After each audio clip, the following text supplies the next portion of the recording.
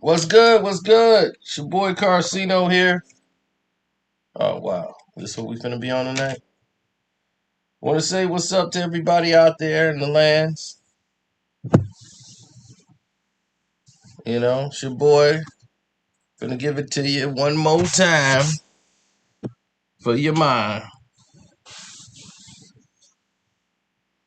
Now Biggie, one of my favorite artists.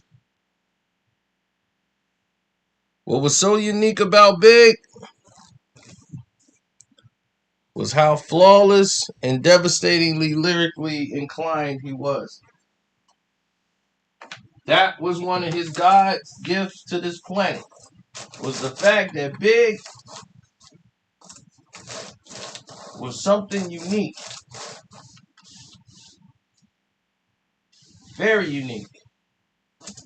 Now, with that being said, we move ahead.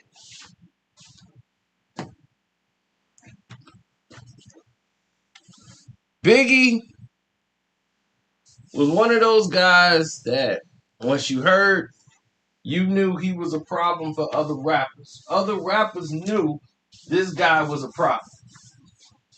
Instant respect when you heard this guy touch a microphone. Instant respect.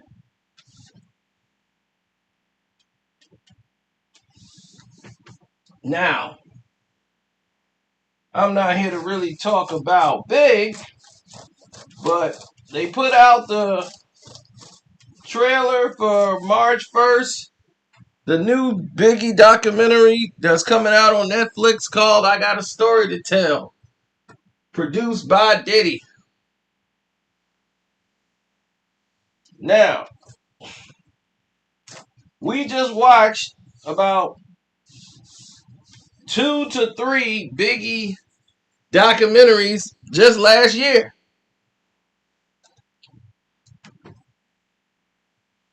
About a year ago, this time, every time March hits, the anniversary, getting around to the anniversary of his demise in the physical, we seem to get a documentary on Big. Now, I understand people are, they miss him. Those who really know him, they miss him and they get to talk about him. But this is bigger than that. This is economics, people. I'm not mad about Big Mama getting a plate and she eating off Big. She can talk about Big all day. If Netflix want to run that money, that's fine. But when you oversaturating things, that's a problem. That is a real problem. Now, I will wait until the documentary comes out. So, because I'm hearing that you're going to hear some things you never heard before on this Netflix documentary that we didn't hear in the other 2 documentaries. So, and I was always wondering about this in the other documentary, why we hadn't heard it. So now I guess we finally gonna find out why we haven't heard it on the second go round. Nah, man, on the second. Well, I can't even say the second. The 14th go round. Meaning that mostly everyone in the world has never ever heard from Biggie's father. On none of these documentaries have you really heard from Biggie's father.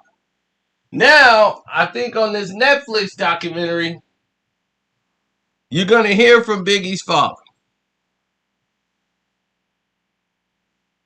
Now, Puff, and this is what I told you about being business savvy. Now, guess what old Puff's doing? He's using this to usher in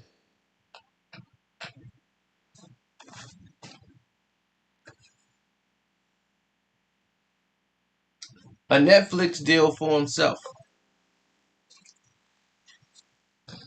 Oh yeah, the Biggie one is just a test run. Oh, I'm finna get all these alerts. Damn. So the Biggie deal is a test run. They're testing you to see how this is gonna work. They're testing you to see how this is gonna run. And the reason they testing you, I mean, they're testing this is so Diddy can get an exclusive deal with Netflix to put out some of his projects.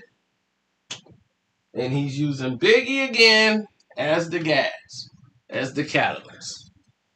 So whenever the paper gets small, or whenever they need another venture, he can lean off Big to come save the day and bank him some collateral to move forward with a bunch of other stuff that he got that didn't work.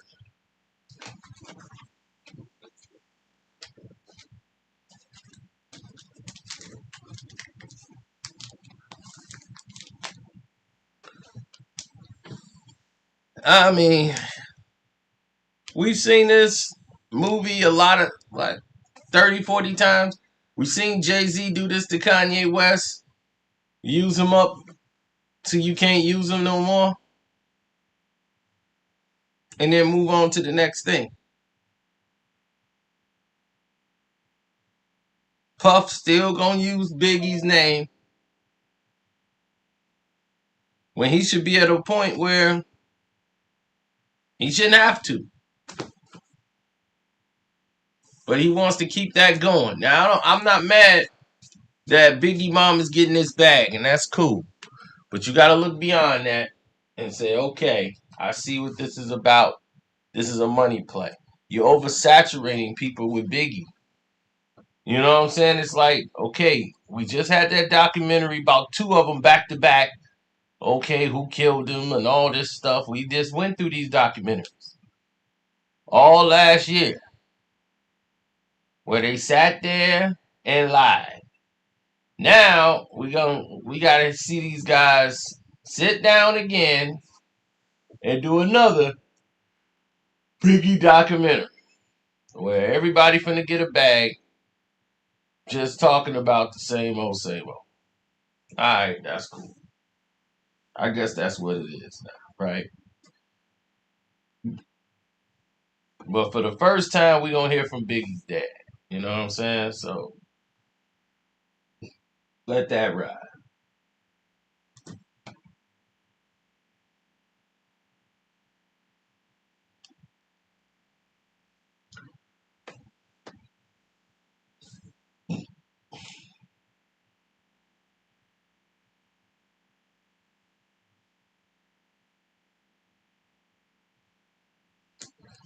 So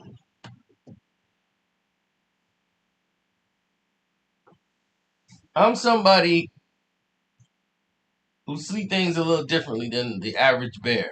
You know what I'm saying? The way I see things is if you want something, you should be able to stand on your own too. When you got to stand on your man's name, you know, I can see if you want to honor your man. Get something on your own with Netflix and say, hey, I'm finna do a Netflix deal, then I'm gonna do something to honor my man and keep his name out there. You know, you do that to keep your man going, but you don't oversaturate people with the same thing. So if it's got something new, you know, I'm definitely gonna watch it. But if it got something new and something like we could learn from, or we got a whole new outlook on something, then cool. You know, that's keeping your man's name out there in a good light.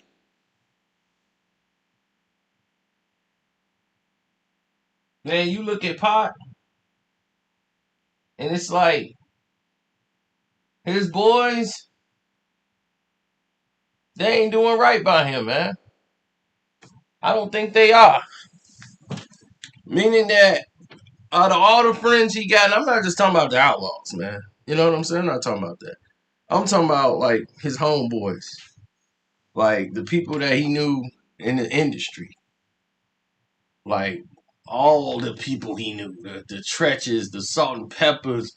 I know he ticked off a lot of people before he left prematurely, but he had a right to be mad.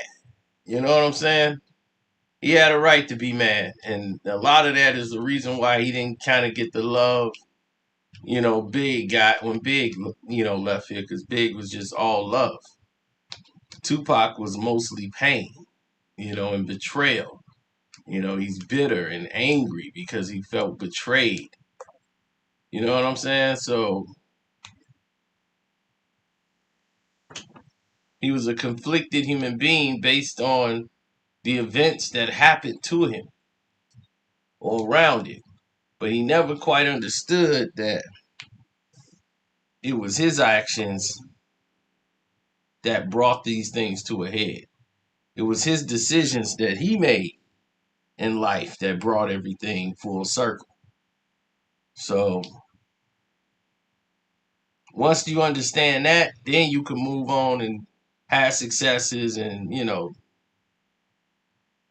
people don't realize, like, you reap what you sow. That's real. You know what I'm saying? It's people, like, you think get away with so much, but they paying in other ways and they don't even know it yet, and it catches up to you. So my man B-Mac, baby, used to always say, if I do a little dirt, I do a little good on the side, you know what I'm saying, to try to get me some credit up. You got to build that credit. You know what I'm saying? Because God, man, he keeping credit, man. He keeping scope. So I'm going to do a little good if I got to do a little dirt. so so B-Mac was always, somebody who was aware. Yeah, look, I'm doing something that ain't right, but I'm going to have to do something good before I do this thing here that ain't right. Because I already know I got to try to balance the scales.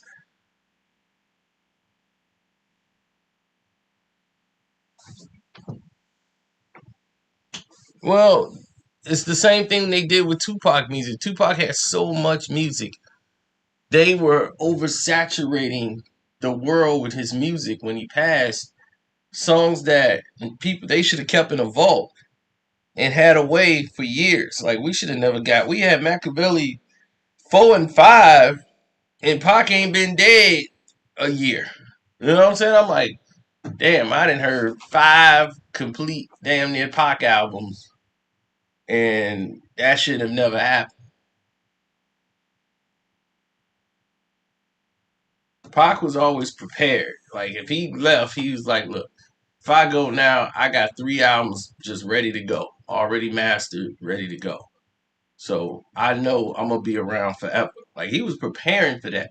Like, he never prepared for a long life. He couldn't see himself being old. Biggie was the same way. I was nervous because I was like that. I never saw myself getting old. And I was always be nervous about it because when I was younger, I thought 21 and I'm out the game. That's it. 21, I've done enough. If I make it to 21, shoot, man, that's an accomplishment. And I'm like, I wasn't even living a dangerous life. I just never saw myself getting old. Till you get 21 and 22 and realize how ridiculous that is. To be thinking that as a kid, but you never see yourself as old. And that's something the young people don't really understand or do. But I've always been the type to try to accomplish things and get things done. Like, I got to get this done. I got to make sure it's done. I can't function. Like, I got to do what I got to do for that day to get things done. And when I'm not getting things done or hearing about getting things done or taking care of business, then, I feel incomplete, in other words. So hopefully you guys understand. But I don't want to take up too much of y'all time, man. Don't forget to like the video, subscribe to the page. Cash App is Carceno, K-A-R-C-E-N-O. I'm back!